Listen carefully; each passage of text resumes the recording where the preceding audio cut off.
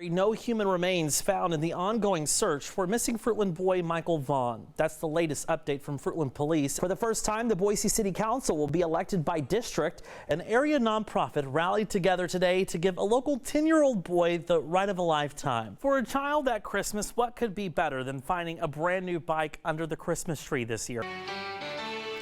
In tech news tonight, the Orion spacecraft is beginning its trip back to Earth. As of yesterday afternoon, Orion was over 253,000 miles from Earth and nearly 51,000 miles from the moon. Several agencies held a safety demonstration on the 100 deadliest days of summer, with the crash only going about 20 to 25 miles per hour. As you can see, it didn't hit straight on, but as you can tell inside the car, that those that weren't wearing their seatbelt are actually out of their seats and pressed against the windshield.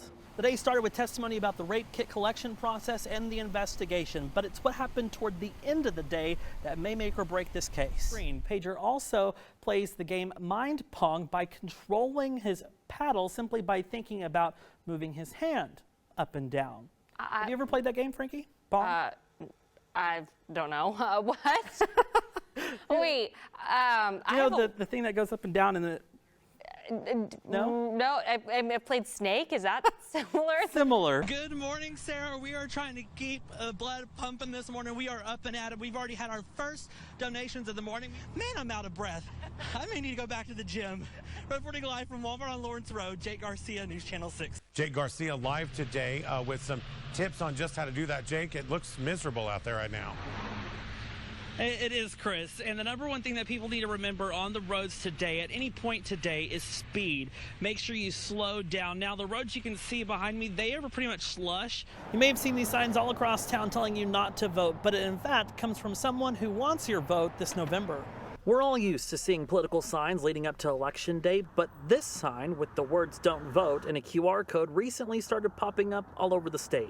As you're driving by, there aren't any noticeable signs signaling who's responsible for the message. But now we know it comes from gubernatorial candidate Ammon Bundy. It's possible that if that site had it been just merely educational and not tied to a candidate or not tied to a campaign or a group of candidates, to the benefit of some candidate, that could have been considered a educational component, someone's opinion expressing their First Amendment rights. A very small sticker now placed in the corner of some signs show they're paid for by Bundy's campaign. When you scan the QR code, it takes you to a site that says if you vote without being well informed, you're a lousy and even dangerous citizen, ultimately taking you to Ammon Bundy's campaign website. And that making it clearly political messaging makes it and all the subsequent components of that campaign subject to campaign finance laws. State law requires political signs to clearly indicate who is responsible for the ads. Clearly is the word that officials say is the issue. The Secretary of State reported the violation to the Attorney General, which is common practice. Now, the AG's office notifying Bundy he's responsible for a $250 fine, ordering him to immediately and clearly attribute the signs and website to his campaign. If he doesn't, the AG's office could take Bundy to court, having him pay for legal fees in addition to the $250 fine. We do not have a suspect at this time, and that individual is still out there. So far, no named suspect or a murder weapon after 4 U of I students were found stabbed to death on Sunday. The lack of information leaving this otherwise quiet college community on edge while grieving the loss of 4 beloved students. Their loss has been devastating, and they were bright lights in our community and are deeply missed and remain in our thoughts and our prayers. Wednesday's press conference raised even more questions. New video from a taco truck showed 2 of the victims ordering food in their final hours alive. Police say nothing was taken from the home and there were no signs of forced entry. The door was open when officers arrived. So there is that door. There's also a back sliding door.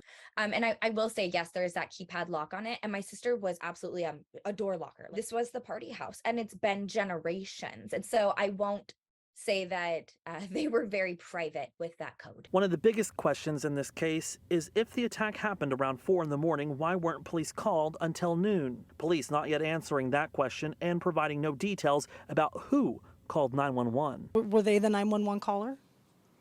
At this point in time, I'm not going to divulge who our 911 caller is, just because I want to keep the integrity of the investigation at this point. We do know 2 other female roommates were home at the time of the attack. But they are really the key. It's a small town. The likelihood that they know who that person was in the house, I think, is reasonable. Now, days after the attack, police still asking the community for tips as they try to piece together a timeline. Frustration comes from having lost some very critical first 48, now 72 hours. I don't know if my sisters wanted to be buried. I don't know if they wanted white roses or red roses, but I do know that they would want justice. The city of Moscow may be hours away from where we are here in downtown Boise, but the community's connection supersedes distance. The community coming together to remember the lives of Ethan Chapin, Madison Mogan, Xander Kernodle, and Kaylee Gonsalves. I'm going to step out of the way now. As you can see this vigil taking place here in downtown Boise. We heard from many family and friends tonight, including Kaylee's dad. Tonight, they recently said that there have not been a funeral service for their daughter because they were concerned that her killer might show up. Ethan Chapin was laid to rest last week. A memorial service for all four is expected to take place in Post Falls Friday morning. Police still do not have a suspect or recover the murder weapon. A community now in grief as questions remain unanswered. In downtown Boise, Jake Garcia, Idaho News 6.